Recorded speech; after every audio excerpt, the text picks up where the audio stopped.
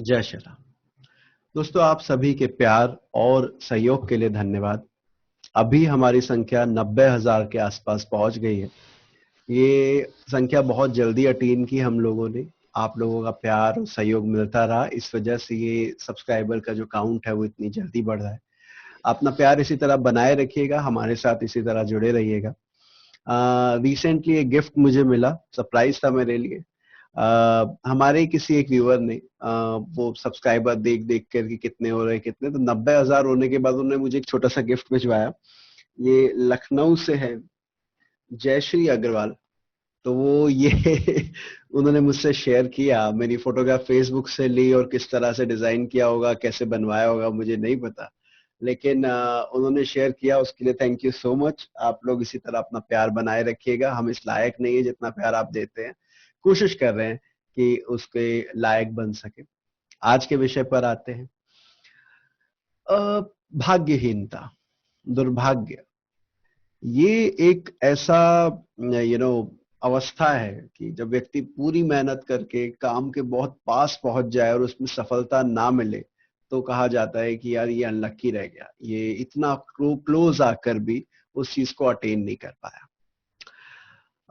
ये वीडियो बनाने का कारण क्या है कि रिसेंटली मेरे पास एक व्यक्ति पत्रिका दिखाने आए और बोले कि मेरी कुंडली में नवम अधिपति, 9वें घर का स्वामी, जिससे भाग्य का विचार होता है, वो 12वें घर में है। तो मुझे किसी ज्योतिषी ने बताया है कि आपके कुंडली में दुर्भाग्य योग है, आपको जीवन में कभी सफलता नहीं मिलेगी।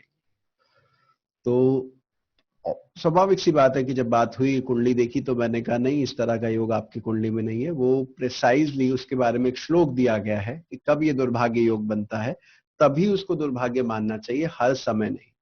तो बोले नहीं, उन्होंने कहा था कि 12वें में चला गया, 8वें में चला जाए या छठे में भी चला जाए तो ये मान के चलो कि व्यक्ति का भाग्योदय नहीं हो सकता। तो तब मुझे लगा कि इस विषय पर एक वीडियो बनानी चाहिए और आप लोगों के साथ साझा करना चाहिए कि ये योग ऐसे ना लगाए। अगर ऐसे लगाएंगे तो दुनिया में पता नहीं कितने सारे लोगों को हम अनलक्की और दुर्भाग्यशाली बता देंगे। तो कैसे लगाना चाहिए, कैसे इसको देखते हैं और किताबों में इस बारे में क्या बताया, आज हम इसी बारे में जानेंगे। स्टार्ट करते हैं छठे भाव से। यदि नवम भाव का स्वामी छठे भाव में है, तो वो क्या आपसे अपेक्षा करता है? क्या ये दुर्भाग्य योग है? तो उत्तर इसका ये है कि ये दुर्भाग्य योग नहीं है। हाँ, इतना जरूर है कि ये चाहेगा, ये योग अगर आपकी कुंडली में है, नवमाधिपति छठे में है, तो ये चाहेगा कि बिना संघर्ष करे आपका भाग्य उदित ना हो, बिना झगड़ा करे, बिना सिक्स्थ हाउस के सिग्निफिकेशंस में इन्वॉल्व हुए बगैर आप अगर सीधे सीधे कोई चीज अटेन करने चाहेंगे तो ये उसमें बाधा डालेगा। लेकिन इसका ये बिल्कुल मतलब नहीं है कि आप दुर्भाग्य आपको, आपका पीछा नहीं छोड़ेगा। एक उदाहरण मैं आपको दूं, सिंह लगन की पत्रिका में या इवन वृषभ लगन की पत्रिका में अगर आप नवम भाव पे ध्यान दें, तो सिंह लगन में नवम भाव में मेष राशि आती है और मेष राशि का स्वामी मंगल होता है। मंगल अगर उस पत्रिका में छठे घर में विराजित हो तो वह उच्च का हो जाता है। और न केवल वो उच्च का हो जाता है, छठे भाव से चौथी दृष्टि से वो वापस अपने घर को देख लेता है, नवम को।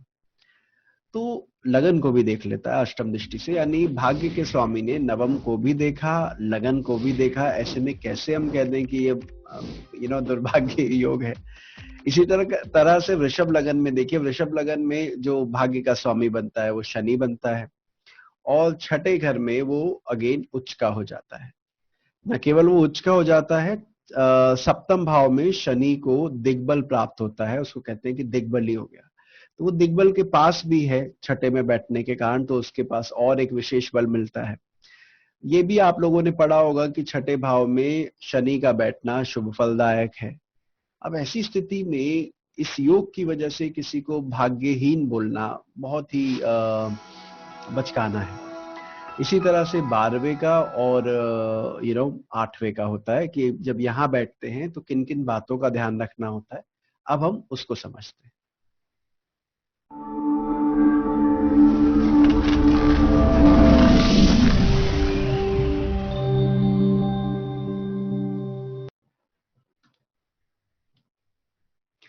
देखिए, हम सब जानते हैं कि नवम भाव ही भाग्य का भाव कहा गया है। नवम भाव से भाग्य देखते हैं, व्यक्ति की प्रतिष्ठा देखते हैं, उसको कितना समाज में सम्मान मिलेगा वो देखते हैं, दैव कृपा देखते हैं कि परमात्मा कितना उसका साथ देगा, पिता का सहयोग देखते हैं, और भी बहुत सारी चीजें हैं जिसका विचार नवम भाव से किया जाता है। इस वजह से नवम भाव बहुत इंपॉर्टेंट है। तो जब नवम का संबंध 8वें से हो जाता है, जो कि पराभव का भाव है, यानी डिफीट का भाव है, एक बार तली छूने का भाव है कि आप ऊपर से नीचे गिरेंगे और अपने बहुत लो लेवल को अटेन करेंगे। अष्टम भाव उसको रिप्रेजेंट करता है, पतन भी कहा गया है इसे। और ये अपवाद का भाव भी है। अपवाद बोल लीजिए, एब्रप्टनेस बोल लीजिए कि सडनली कुछ हो गया, आप अच्छे भले चल रहे थे, आपका सारा काम बंदा था, रात को कॉल आता है कि भैया डीमोनेटाइजेशन हो गया या ऐसा ही कुछ कि आपके छापा पड़ गया, या आपकी दुकान सील हो गई, या कुछ आग लग गई। इस तरह की जो परेशानियां हैं, जो एब्रप्टली आती है, सरप्राइजेस लेके आती है। अभी डिपेंड करता है सरप्राइज है या शॉक, क्योंकि वो किस तरह की घटना है, लेकिन सडन इवेंट को हम अष्टम भाव से उसके बारे में सोचते हैं। 12वें भाव की भी बात कर लेते हैं। 12वें भाव के बारे में उत्तर कालामृत में कहा गया है कि बैड लक हाउस है, बुरे दुर्भाग्य को प्रदर्शित करता है, भाग्यहीनता को रिप्रेजेंट करता है, जैसा कि उस व्यक्ति ने मुझे कहा था। और इसके अलावा ये निर्धनता का भी है, क्योंकि धन भाव दूसरा है और 12वां भाव उसके व्यय का है। तो अगर 12वें भाव में कुछ स्पेशल ग्रहों की युति हो जाए तो कहते हैं कि व्यक्ति पेनीलेस भी हो जाता है, निर्धन भी हो जाता है। तो अब इन तीनों को क्लब करके, या 9th हाउस को 8 से और 12 से कनेक्ट करके कैसे देखा जाता है भाग्यहीनता, इसके बारे में मैं आपको एक श्लोक दिखाता हूं। देखिए, अगर ये श्लोक आपके ऊपर अप्लाई होता है तो हम कह सकते हैं कि फ्लक्चुएशन और भाग्यहीनता के योग है, लेकिन ये वर्ड बाय वर्ड अप्लाई होना चाहिए। अगर इसमें काफी सारी चीजें नहीं भी आ रही हैं तो ये वीक हो जाएगा। श्लोक है, भाग्यादिपे विनाशस्ते शत्रु नीच निरीक्षते क्रूरांशे नीच राशादो भाग्यहीनो भवे नरा। इसका अर्थ यह है कि यदि भाग्येश 8वें या 12वें भाव में हो तथा शत्रु ग्रह या नीच ग्रह उसको देख ले, अथवा वह ग्रह स्वयं नीच का हो जाए या क्रूर अंश में हो जाए, तो व्यक्ति भाग्यहीन होता है। दोबारा समझते हैं, यदि भाग्येश 8वें या 12वें घर में बैठा है, न केवल बैठने पर ये योग अप्लाई नहीं होगा, ध्यान रखिएगा, उसको शत्रु ग्रह देखे या नीच ग्रह देखे, इसके साथ साथ वो ग्रह जो वहां पर 12वें बैठा है या तो स्वयं नीच का हो या क्रूर अंश में हो। अब ये क्रूर अंश क्या होता है? नवांश कुंडली में किसी ग्रह का सूर्य के, शनि के, मंगल के नवांश में जाना, जितने भी क्रूर ग्रह हैं उनकी राशियों में जाना क्रूर अंशे कहलाता है, क्रूर नवांश में जाना कहलाता है। अगर ये योग है तो कहा जाता है कि भाई फॉर्च्यून में फ्लक्चुएशन देखोगे, इसलिए बहुत ज्यादा रिस्क मत लो, प्रयास करो, जितना मिल रहा है, जो मिल रहा है प्रभु का नाम लेते हुए उसके साथ धीरे धीरे आगे बढ़ो। जितना ज्यादा रिस्क लेने के लिए जाओगे इस तरह के योग के बाद, उतना ज्यादा नुकसान होने की संभावनाएं बढ़ जाती है। ये कुंडली के माध्यम से समझते हैं, इसको कैसे देखते हैं। मान लीजिए ये पत्रिका है, इस पत्रिका में कराची पाकिस्तान की है, 5 नवंबर 1970, 7:30 बजे शाम का इनका जन्म है। तो इस पत्रिका में यदि आप ध्यान दें तो भाग्य का स्वामी बनता है शनि। शनि यहाँ पर 12वें घर में, क्या अच्छा नहीं है? 12वें में जाके वो नीच हुआ, जैसा कि आप देख रहे हैं। वक्री भी है, चेष्टा बल मिल रहा है, कोशिश कर रहा है कि भाई नीचता से बाहर निकलो, किसी तरह से इस परेशानी को वाइंड अप करें, बचे इससे। और इस ग्रह पर सूर्य की, जो कि इसका शत्रु है, साथ ही साथ वो नीच भी है कि दृष्टि है, स्वयं भी नीच का है और एक नीच ग्रह की उस पर दृष्टि भी है। अब यहां पर भी कुछ चीजें हैं जो इस योग को थोड़ा क्षीण कर देती है। वो क्या है कि शनि 10वीं दृष्टि से वापस अपने भाग्य स्थान को देख रहा है। ऐसी स्थिति में कुछ उम्मीद बनती है कि नहीं, व्यक्ति प्रयास करेगा जरूर, अपने भाग्यहीनता के योग से लड़ने की पूरी कोशिश करेगा। इस कुंडली में तीसरे घर का स्वामी चंद्रमा भी भाग्य स्थान में है। चंद्रमा स्वयं फ्लक्चुएशन का कारक है, उतार चढ़ाव का कारक है। ऐसे में उसका भाग्य स्थान में आना, तीसरे का स्वामी होकर आना, ये दोनों ही दर्शाते हैं कि ये अच्छा योग नहीं है, उतार चढ़ाव की ओर संकेत देता है। उस शनि को ना केवल सूर्य देखता है अपितु 3 शुभ ग्रह भी देखते हैं, तो हमें वो भी नहीं भूलना है कि कहीं ना कहीं कोई तो है जो सपोर्ट करने का प्रयास कर रहा है, परंतु नीच का है, नीच ग्रह से दृष्ट है। अब नवांश की बात करते हैं कि नवांश में ये शनि किस राशि में गया, कहीं सूर्य मंगल शनि की राशि में तो नहीं है, तो ये नवांश कुंडली है। यहाँ यदि आप शनि ढूंढे नवांश कुंडली में तो वो वृश्चिक राशि का हुआ, क्रूर अंश में है, राहु के साथ है। अब इस जातिका के साथ हुआ क्या वो सुनिए। ये जातिका पैदा तो पाकिस्तान में हुई, लेकिन फिलहाल यूरोपियन जर्मनी में है। जर्मनी में है, लेकिन जिनसे इनका विवाह हुआ था उनसे तलाक हो चुका है। कई बार विवाह का प्रयास किया, नहीं हो पा रहा है। अपनी संतान अपने साथ नहीं है, जो थी वो पति के साथ रह गई। अभी ये जातिका बिल्कुल अकेली रहती है और दुखी भी है। एक एक पछतावा है, कुछ एक तरह की ग्लानि है मन में कि एक नॉर्मल वैवाहिक जीवन और एक नॉर्मल परिवार वाला जीवन मैं नहीं देख पा रही हूँ। वो एक दुर्भाग्यहीनता जैसा योग है। इसके साथ साथ आर्थिक रूप से भी बहुत ज्यादा अच्छी स्थिति में जातिका नहीं है, वहां पर भी परेशानियों को झेलना पड़ रहा है। तो कुल मिलाकर जो भाग्य भाव है इस कन्या का, इस महिला का, वो अफ्लिक्टेड नजर आता है कई कारणों से, और इसमें वो योग भी पूरी तरह लगा जो मैंने योग आपको बताया। इस वजह से यहाँ परेशानी बहुत ज्यादा देखने को मिल रही है। आगे बढ़ते हैं और अगली कुंडली के बारे में बात करते हैं।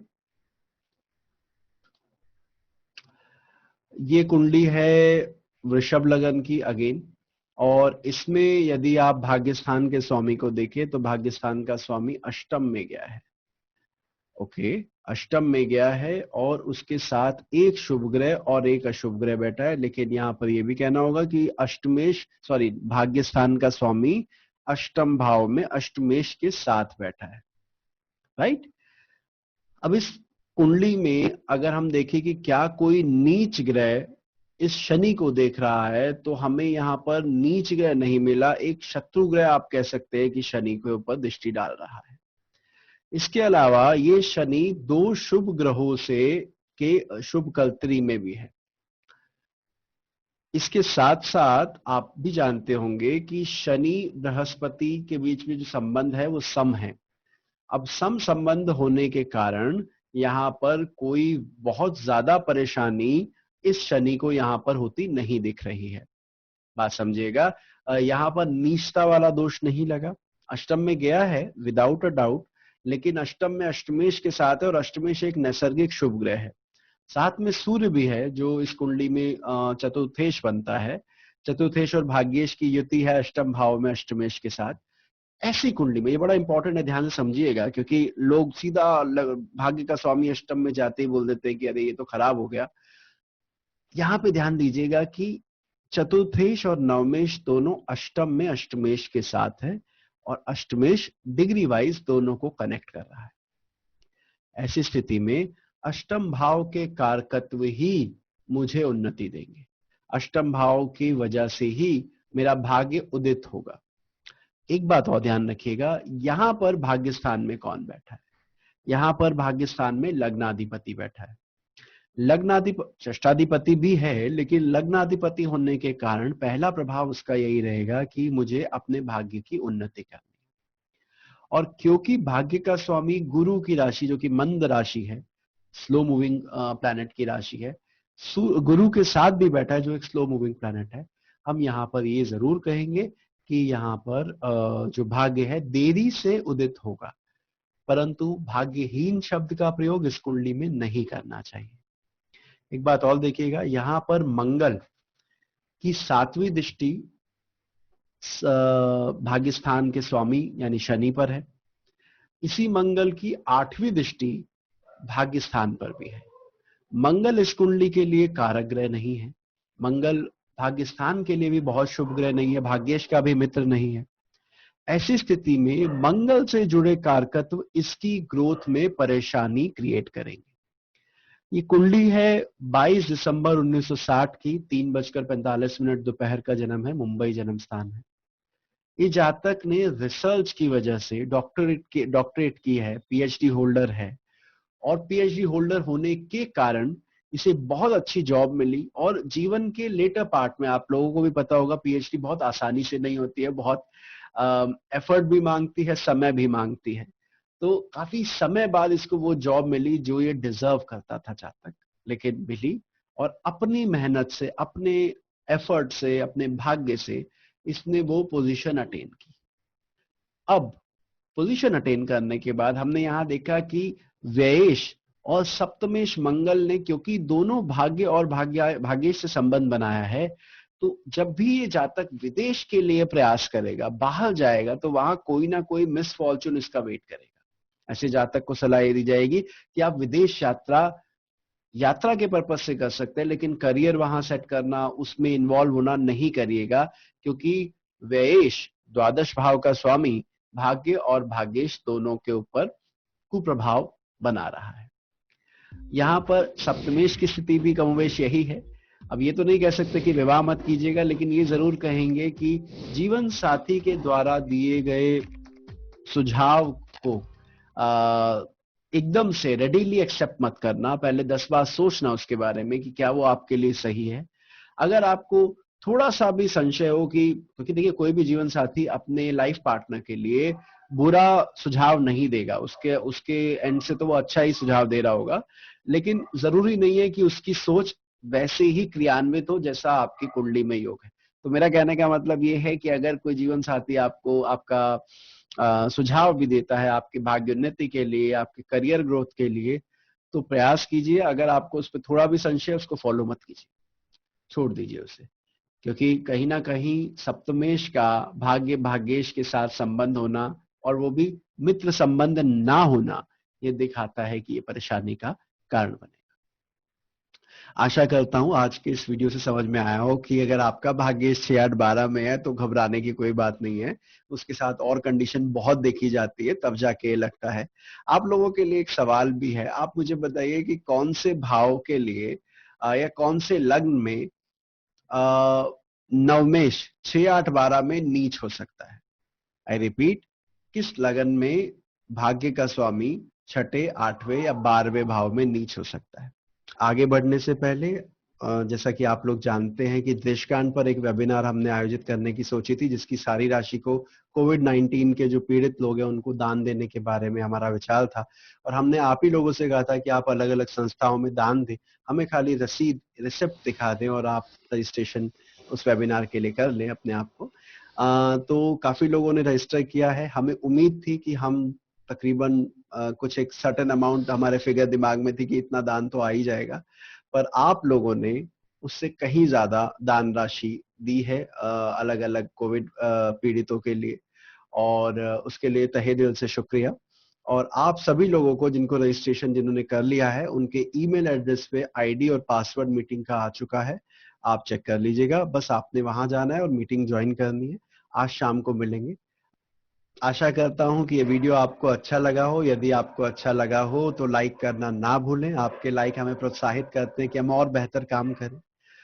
ज्योतिष संबंधित और जानकारी के लिए आप इस चैनल को सब्सक्राइब कर सकते हैं। हमारे ऑडियो शो सुनने के लिए स्पॉटिफाई ऐप पर आप ज्योतिष इन हिंदी डाउनलोड कर सकते हैं, ऐप को फॉलो कर सकते हैं। मिलते हैं अगली बार किसी और विषय के साथ। जय श्री राम। लगन कुंडली ज्यादा महत्वपूर्ण है या चंद्र कुंडली? यदि इस विषय में जानना चाहते हैं तो ऊपर दिए गए वीडियो पर क्लिक कर सकते हैं।